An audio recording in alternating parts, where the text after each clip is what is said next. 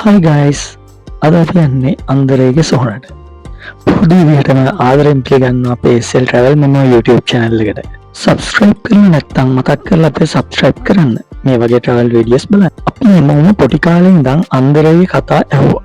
අදටත් ඒ කතන්දර ජනප්‍රියයි.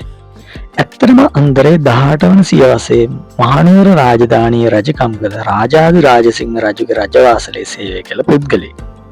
අපි හම්බන්තොට තිස්සමහාරාම ප්‍රධාන පාර එන විට උඩමලල හන්දියෙන් හැරිලා කිලෝමීටර් පමණ දුරකින් තමා අන්දරේ රජවාසලේ ඉඳන් සිය උපංගමට එනකොට අතරමඟදී මියගොස් ඇති ස්ථානය ලෙස සැලකෙන තැනට යා හැකි වන්නේ. අපට ඔහු කවටයෙකු ලෙස කතන්දරවලින් නිරූපණය වුණත් මගේ මතය නම් ඔහු ඉතාමත් නොවනති පුද්ගලයෙක් වෙනවා. ඔහුගේ කතාවල ඇති හාස්‍ය රසයට යටින් ඔහුගේ ස්ථානෝචිත ප්‍රඥාව හා තීක්ෂණ නුවණ නිරූපණය වෙනවා.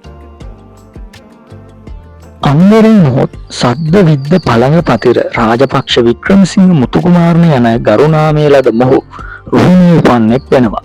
අන්දරේ මියදුනත් අන්දරේගේ කතා අදටත් ජීවමානව පවතිනවා. වැවක් ළඟ තියෙන හරිම නිස්කලංකව තැනක් මේක. ඉතාමත් මෑත කාලේ එනම් 2001 වර්ෂයේ තමා අද දකින්න ලැබෙන ඉදිකිරීම් කරලා තියෙන්නේ. ඔයාලත් මේ පැත්තට ට්‍රිප් එකක් යනවා නම් ගිහින් බලලා එන්න. අපි ආයේ වීඩියෝ එකකින් හම්බෙමු. එතකන් ජය වේවා.